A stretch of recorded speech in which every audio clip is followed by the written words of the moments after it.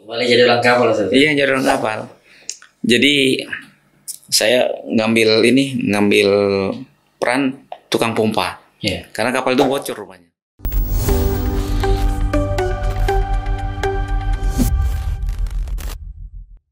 Jadi per 5 menit itu roda gilanya kapal itu kena air gitu. Jadi 5 menit. Jadi gantian sama Ustaz Sardani. Nggak ada yang tidur. Nggak tidur kami jadinya. Pokoknya 5 menit basah lagi. Mesin itu. Ini membelah laut, Ustaz. Perjalanan berapa lama, Ustaz? Waktu itu? Sehari semalam. Sehari semalam ya? Iya. Dari Kampung Baru, Ustaz? Nah, dari Kota Grogot, pelabuhan Kota Grogot, keluar kita ke laut. Oh, ke Kecamatan Kerang itu. Kecamatan Kerang itu? Iya. Dan itu memang nyawa taruhannya, Ustaz. Pertama ombaknya besar, kapalnya kecil, bocor. Yang dimuat itu kayu ulin. Iya, iya. Kalau tenggelam habislah. Iya, iya. Masya Allah. Gitu. Buat kayu ulin. Jadi apa boleh buat lah. Memang yang namanya kalau sudah di perjalanan seperti itu tidak ada alternatif lain kecuali ikut berbuat. Yang punya kapal memang dia pegang setir aja, jaga terus ya. Kami nih Langsung jadi ABK, Ustaz. jadi abaikan. Kapal-kapal kecil, Ustaz. Kapal kecil. Kayak ini, kecil lagi daripada penyeberangan Penajam itu. Iya. Kecil. Itu puasa. Bulan puasa itu. Jadi kami sampai di Kerang itu diterima sama masyarakat sana. Itu apresiasi dari Allah Subhanahu wa taala itu. Diajak kami naiklah dulu makan. Tapi karena dalam keadaan kotor dan sedikit pusing dan mabuk itu, tetap aja di kapal gitu. Turun kuenya dari atas. Namanya ada Haji Sina namanya itu, saya tahu itu. Haji Sina itu dia turunkan kue, kemudian pergi terawih, kita ikut ke atas. Nah dia yang kasih duit pulang. Masih ikut di sampan itu juga. Iya. Pulangnya. Masih ikut di situ. Alhamdulillah sampai di Grogot kembali selamat. Subhanallah. Nah, yang menarik itu di kapal itu bukan kami aja penumpang, ada seorang ini, ada 2 orang misionaris. Oh. Ikut di kapal itu. Iya. Sempat saya dialog sama dia. Ke Pulau Kerang itu juga? Iya, ke Kecamatan Kerang itu. Kecamatan Kerang itu. Ke pedalaman orang-orang suku pasir itu. Kami kan mendatangi orang-orang Bugis saja yang pedagang-pedagang itu. Dia jauh ke dalam. Saya bilang, Pak, karena dia orang Sumatera Utara, orang Batak. Pak, kenapa jauh-jauh ke sini, Pak? Menyampaikan kalau menurut Bapak itu kebenaran, kenapa jauh-jauh ke sini? Saya juga jadi terharu dibuat. Karena dia nangis setelah saya tanya. Iya. Begini, Pak, dia panggil Ustadz. Di sana, dia bilang, gembala-gembala itu belum sampai di sana. Siapa tunjukkan mereka kebenaran itu? Gitu. Jadi bagi kita untuk mereka ini kan tak ada namanya surga neraka kan. Menurut keyakinan kita. Tapi rasa empatinya itu muncul untuk membina masyarakat itu. Jadi bagi saya itu kan sosok yang dihadirkan oleh Allah untuk memotivasi kita. Ente ini bersama Allah. Ente ini bersama dengan ayat. Kalau mereka bisa seperti itu, kenapa kamu enggak? Sampai saya tanya, bagaimana keyakinan Bapak bisa tumbuh seperti itu? Saya di gereja saya cuma diajarkan satu. Di mana engkau hidup, di situ pun engkau akan tetap hidup. Tengoklah itu burung katanya. Burung pagi-pagi dia keluar. Pulang dia makan. Pulang dia sudah kenyang. Dan bahasa itu sering diucapkan oleh Allah Yarham. Jadi keluar suara itu dari orang-orang yang memang ditakdirkan oleh Allah ketemu dengan kami gitu. Di kapal. Dan ini kan perjalanan panjang ini. Bermalam. bermalam itu. Saya bawa buku, dia baca buku saya. Saya pun tahu dia Kristen. Wah, gak enak rasanya. Kapan-kapan dia lalai, saya ambil lagi. Dia minta lagi. Iya. Saya suka baca buku, Pak.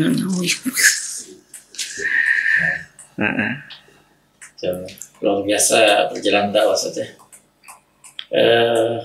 Ini Ustaz apa banyak pengalaman dakwah itu kan. Kira-kira yang paling berkesan Ustaz selain kayak dipertemukan dengan itu. Dari sekian lama Ustaz, ya, bisa dibilang puluhan tahun Ustaz ya. Ustaz sudah dakwah ini. Yang paling berkesan Ustaz seperti apa itu ceritanya? Di dalam dunia dakwah ini. Iya, dalam dunia dakwah. Itu saya rasa itu sebuah episode yang selalu bersambung ya. Iya. Jadi semua ada keluargaan, semua ada kenikmatan tersendiri itu. Setiap etapa yang saya lewati. Contohnya misalnya ketika lepas dari situ kan tahun 82 saya ke Tarakan ke Berau. Berau ya tanda petik sedikit enak di Berau. Pindah lagi ke Tarakan juga lebih enak lagi. Balik lagi kan 3 bulan Berau, 3 bulan Tarakan, kemudian balik ke Grogot, ke Gunung Tembak. Tugas lagi ke Bontang Berbas. Semuanya itu buah-buah dari penderitaan selama ini mencangkul, tidak menikmati makan makanan sedap itu dapatlah di situ kan. Itu luar biasa. Tapi bukan itu, apresiasi yang saya dapat itu dari masyarakat ketika dari umatnya ketika kita memang membawa Islam ini. Islam yang kita bawa. Jadi dengan apa ya? Dengan kemampuan apa adanya. Bukan apa adanya, seadanya gitu. Kemampuan seadanya, Ustaz. Tahulah yang namanya di sini kan. Yeah. Nah, awak pun datang dari sana kan memang dasarnya dari pasar, dari orang nakal sampai di sini belajar segitu-gitu juga. Tapi memang Allah yarham itu mengajarkan kita dengan ibadah itu kan. Dari ibadah itulah kemudian membangun motivasi siap untuk bertugas. Siap untuk bertugas. Jadi itu. Kemudian dari semua etapa ini memang ada kenikmatan tersendiri sampai akhirnya saya juga sampai ke Grogot, ditugaskan lagi di Grogot, ditugaskan untuk mencari lokasi. Cari lokasi itu saya sudah bertekad tidak kembali melapor, tidak kembali sebelum dapat, karena sudah berkali-kali Grogot itu dimasuki. Nah, saya pun untuk ketiga kalinya itu. Jadi waktu itu Allah yarham membuat acara di Karangbugis di akhir 92 itu penataran Pancasila mau balik Skaltim. Saya ikut di Karangbugis itu. Lepas itu semua narasumber, semua pemberi materi itu umumnya dari luar, kecuali ada hak paten ustadznya sendiri ya. Tapi yang dari luar itu semuanya pejabat Ustaz. Kapolda, kemudian gubernur, kanwil agama, kanwil kejaksaan ya, pengadilan, pokoknya 5 itu Ustaz. Nah, lepas itu kita semua ini dianggap selesai gitu, akan ditugaskan. Ya saya tidak tahu yang lain, saya lupa tugasnya kemana-mana aja. Tapi waktu itu kami semua ditugaskan, dan salah satunya saya yang ditugaskan juga bersama dengan Abdul Latif Paliu namanya, orang Berau. Saya dapat tugas Grogot dengan membawa rekomendasi dari narasumber tadi. Dari Kapolda narasumber, dari gubernur ada sebagai narasumber, ada juga rekomendasi. Semuanya dapat. Itu pandainya Allah yarham. Dan ini rupanya alat yang memuluskan perjalanan kita. Ustaz bawa itu ya? Bawa semua. Untuk nyatu lokasi itu. Iya, jadi caranya kita langsung ke bupati. Iya. Langsung ke bupati. Ini ada rekomendasi, ada surat tugas. Ini adalah mubalik pembangunan. Ini ada ini. Diterimalah di mana, di mes Bupati Grogot. Saya nginap di situ. Tidak satu pun famili yang tahu. Kalau sempat tahu famili mungkin tidak jadi nginap di situ kan. Mungkin Bupati tidak kasih ini orang sini kok gitu. Jadi waktu itu diantar juga sama Pak Latif, oleh Ustadz Latif Usman, diantar juga kami bertiga ke situ. Nah, selepas itu sudah ditaruh, nah beliau pulang ke Balikpapan, saya sana dengan Pak Latif itu situ. Tinggal di mes itu beberapa hari. Lalu karena ada rekomendasi ini diolah oleh oleh Bupati lah ya, Sekda, menyurat dia ke seluruh camat se-kabupaten itu untuk menerima kehadiran kami sebagai mubalik yang akan mengadakan tablik akbar. Ini kan dai-dai kayak macam mana lah ini kan? Iya kan. Ada ini sudah ada KTBLC ya, ada surat sakti berarti. Wah, itu memang menarik ya.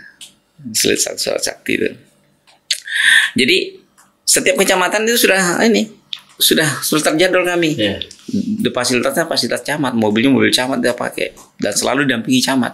Nah, setelah putar, ini baru observasi. Setelah itu, ini belum ada tanda-tanda ini kita mau berhasil dapat lokasi gimana ini? Nggak enak, nggak pulang kalau nggak ada cerita gitu dapat, karena tugas kita cari lokasi, mau bikin cabang di situ.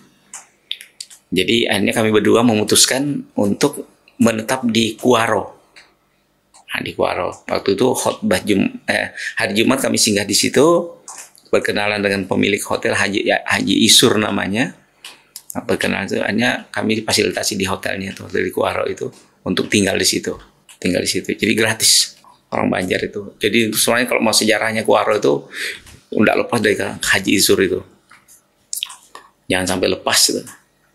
Jadi diterima di situ, siangnya saya ngisi pengajian ibu-ibu. Karena saya bilang memang sama ada enggak pengajian di sini. Karena saya suka ceramah. Suka ceramah. Ada pengajian ibu-ibu. Nah, dari situ 1 bulan di sana kami pencar. Saya ke utara, Pak Latif wilayah selatan. Jadi Kuaro sampai Batu Kajang, Batu Butok, sampai kota Grogot. Saya dari Kuaro, Longkali, Longikis sampai Penajam. Kita terus jalani terus itu. Alhamdulillah, memang dulu dapat lokasi di situ di Kuaro itu. Kita sudah sepakat. Siapa dapat duluan kita langsung lapor. Baliklah kami berdua dapat sudah lokasi di situ yang sekarang nih 4 hektar kalau nggak salah pertama itu. Pulang lapor. Ini. Harap kan senang nih dapat lokasi kan. Saya tugas balik situ kan. Nggak boleh lagi. Suruh masuk kantor. Menangani majalah. Ya di situ langsung ke Rambugis. Jadi saja apa? Kalau Bugis ya dengar ada cerita sendiri saja. 83 tuh ya. 83. Kabarnya Ustadz ini termasuk dekat ya dengan almarhum Ustadz Abdullah Said. Itu gimana ceritanya? Sebetulnya gini. Ya, artinya sampai kami ini santri yang sangat mencintai murabi. Jadi secara ananiah kami merasa dekat gitu loh. Iya. Kalau selalu mengatakan kami dekat. Walaupun belum tentu begitu kan. Ada yang lebih dekat mungkin tak tahu juga ya.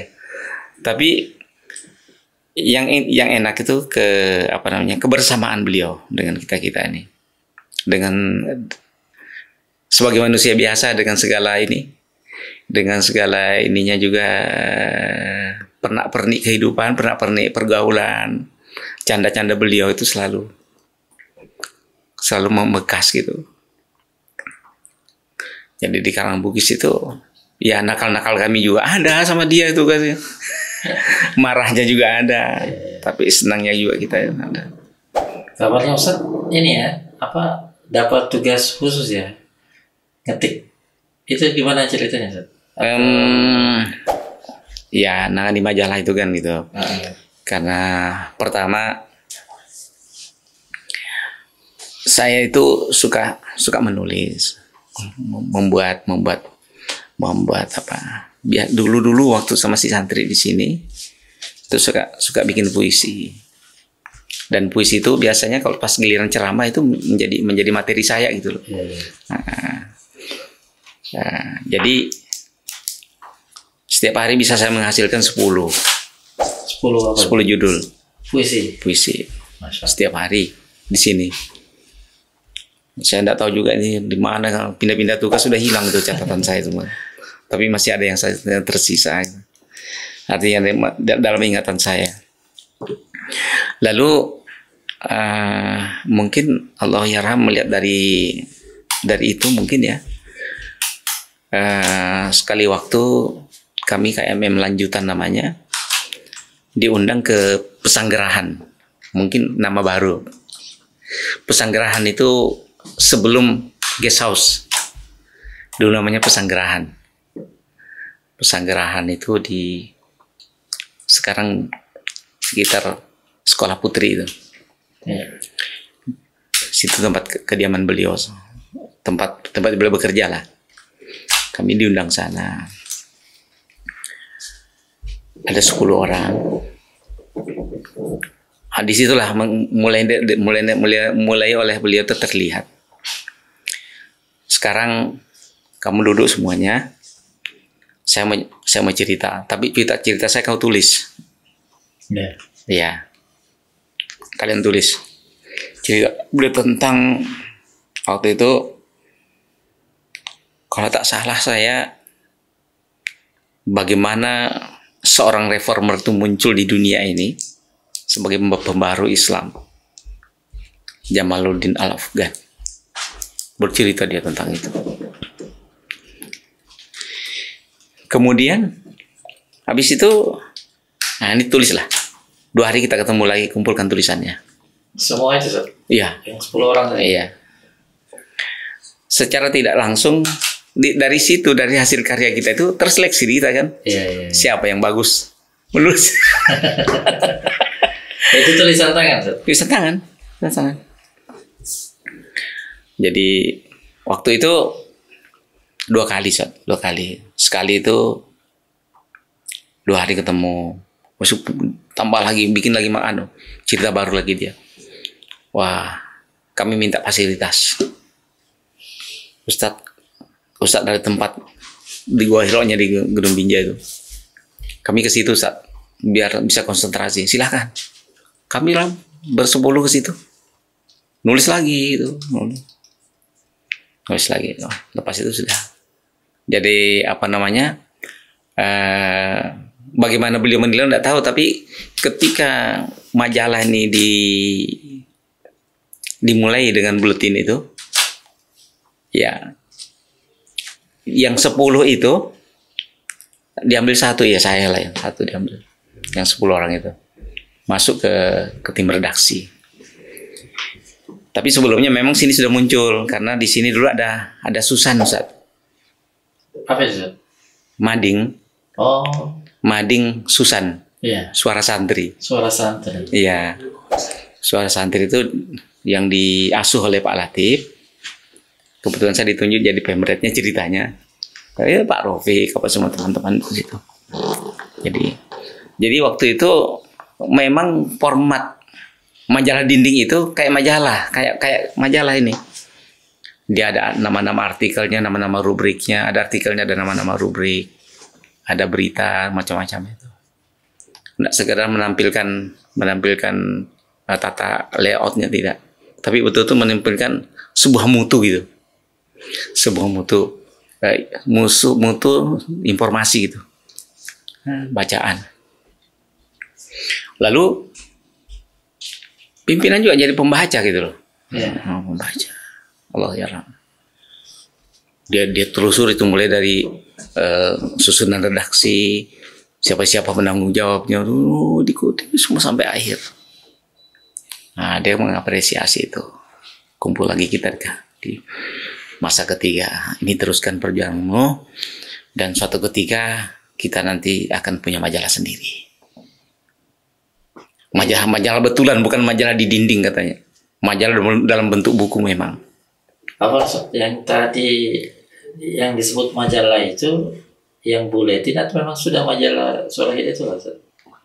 Masih buletin. Masih buletin Nah, yang itu cikal bakal majalah. oh, yang buletin malam Jumat. Iya, iya. Sempat berapa kali, 17 kali terbitan atau berapa kali, lupa saya. Iya. Nah. Dan itu sudah mulai di apa namanya, diketik manual gitu, ketik manual. Jadi itu ceritanya direkam terus Direkam ya. Ustadz yang ngetik ulang itu ya. Saya biasanya pengetik final. Oh, Nah, dari kaset ke ketikan kasar memindahkan ke tulisan itu biasanya Pak Rofik yang tekun itu. Ustaz Rofik. Lalu di apa? Diedit oleh Ustaz Mansur Salbu dengan tulisan tangan. Gitu. Selepas itu baru kita ketik rapi. Itu pun masih diseleksi lagi. Masih dikoreksi lagi. oh yang koreksi Ustadz Mansur ya. Ustaz Mansur. Masya Allah. Itu kebayang susahnya ngetiknya zaman itu. Iya. Itu 4 kali, paling 3 kali lah. Itu baru bisa naik cetak. Bismillah. Itu jalan berapa tahun Ustadz? Di Karangbugis untuk urus majalah itu. Saya dilibatkan di situ di sekretariat itu ya dari 83 sampai ditugaskan ke Toli-Toli. Berarti penugasan ini belum habis Ustaz ya? Belum. Tugas ke Toli-Toli itu kan dimulai dari 92. Iya. Tapi sebelumnya itu di antara itu kan saya tetap tugas saya. Tugas liputan sebagai wartawan sampai ke Ternate, sampai Pulau GB. Sebagai wartawan? Iya. Berangkat sama siapa? Sendiri gitu ya Ustaz? Biasanya numpang di jadwal-jadwal dakwah. Iya. Misalnya ke Pulau GB gitu. Wah itu sebagai dai sekaligus sebagai wartawan. Nih, baru terungkap nih Ustaz. Jadi saya punya tulisan itu masih ada, saya simpan tulisan itu. Pulau Ternate dan Pulau GB itu. Ini gitu ya Pak. Sepertinya butuh tambahan waktu nanti nih Ustaz. Ini belum sampai ke Pekanbaru Ustaz. Oh belum. baru terakhir ditoli-toli masih di Karangbugis ini. Terakhir kan dari perjalanan dakwah saya kan saya punya catatan Ustaz. Ya. Punya catatan dan semua masa itu saya tahu gitu, saya masih ingat. Ketika ada apa namanya ya? Ada pencarian apa itu namanya ya? Mencari orang-orang yang berperan di masyarakat, yang berbuat di masyarakat. Iya. Dari Jakarta gitu, waktu di Pekanbaru itu. Saya dipilih untuk apa namanya ya, diseleksi gitu ya, oleh tim Jakarta. Keluar saya sebagai yang pertama gitu.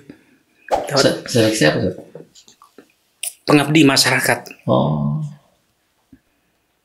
Yang sejajar dengan bupati gitu, dengan wali kota.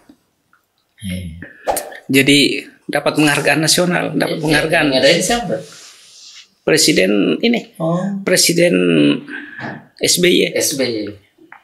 SK-nya itu di SBY. Pelaksanaannya di masa Jokowi. Berarti nanti ini saja, nanti ceritanya akan lanjut ya. Ini panjang ini. Ini masih ya, nanti mungkin kita akan gali lagi untuk Karangbugis, terus lanjut lagi. Ya. Karena ya ini sayang semua dibuang saat cerita ini. Sebetulnya gini Ustaz, ya. Pernah saya bilang sama antum itu. Ya.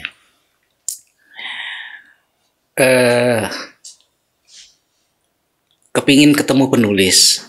Ya. Karena soalnya tidak sanggup lagi menulis kan. Saya ingin bercerita kepada penulis ini supaya dibuat itu. Judulnya itu saya sudah bilang kan. Profil Ustadz Abdul Said itu di mata santri. Masya Allah. Ini menarik. Jadi saya punya kumpulan-kumpulan kenangan bersama dengan beliau gitu kan. Cuma tak kapan bisa terwujud. Tahu? Insya Allah bisa. Artinya ini bagian dari dokumentasi itu, artinya cerita-cerita dan ya mudahnya di kayak gini kan ini ngobrol aja, tapi secara tidak langsung semua data itu akan terekam, cerita-cerita itu kemudian memori akan muncul. Nah, nanti mungkin akan ada lagi tim yang akan nulis ulang, kemudian akan sebetulnya kalau diurut ya dari tahun per tahun masih banyak rekam itu peristiwa-peristiwa yang saya lewati bersama dengan Hidayatullah ini. Ya, jadi ini awal, insya Allah akan lanjut ya. Mudah-mudahan langkah awal ini seperti itu, karena ya memang namanya cerita kalau nggak ya bahasanya nggak dipancing nggak muncul. Nah, tapi kalau sekali ngalir cerita salah saja. Ya Ustaz, mungkin seperti itu Ustaz, ada apa untuk obrolan malam ini Ustaz ya? Dan ya sepertinya banyak yang belum tersampaikan ya Ustaz. Insya Allah. Mudah-mudahan masih ada waktu ya. Iya. Insya Allah. Sampai nanti kita ya mungkin saya juga akan per item gitu ya, kayak Garabus tadi ya, soal perkembangan media ini kan sejarah yang tak boleh hilang. Awal mula munculnya majalah, bahkan buletin, seperti itu. Kemudian nanti apalagi di daerah ini ya, Masya Allah. Terakhir Ustaz, ini khawatir terlewat kelahiran dan tanggal lahir Ustaz. Tempat tanggal lahir. Lahir di Grogot. Menurut catatan tanggal 2 Mei 58. 2 Mei 58. Iya. 2058. Berapa ini Ustaz? 2021 58 jam mau masuk 63. 63 ya. Dan sama di sini saya termasuk lambat menikah lah di pesantren. Wah ini belum cerita juga nih pernikahan Ustaz. Lambat menikah Ustaz karena sambung gitu. Ya, seorang wanita yang ditakdirkan Allah untuk menjadi istri saya itu memang harus ditunggu. Ditunggu 5 tahun. Ditunggu ya karena waktu itu teman-teman saya di tahun 80 kan sudah banyak yang nikah. Saya enggak lewat. Rupanya yang dicalonkan oleh Allah saya itu kita ditunggu sampai umur 20 tahun. Kalau saya di tahun 80 atau 82 umurnya masih 15 tahun. Masih terlalu muda kan. Tapi ditunggu. Nanti menarik lagi ceritanya insyaallah. Ya. Alhamdulillah untuk malam ini. Ini sudah ditutup kan? Belum Ustaz, kita tutup dulu. Ya, alhamdulillah untuk malam ini ya, panjang lebar udah dapat cerita Ustaz ya. Alhamdulillah, Masya Allah. Ini dan ya namanya kebaikan, namanya amal jariah, insya Allah ya, tidak ada yang terputus. Alhamdulillah. Ya, diceritakan saja bahkan sudah ngalir. Kebayang insya Allah pahala para ustadz-ustadz yang memang sejak awal sudah dedikasi untuk dakwah ya, dan tarbiyah ini. Ya. Syukur Ustaz untuk obrolan malam ini. Alhamdulillah ya, kita cukupkan dengan majelis. Assalamualaikum warahmatullahi wabarakatuh. Waalaikumsalam warahmatullahi wabarakatuh.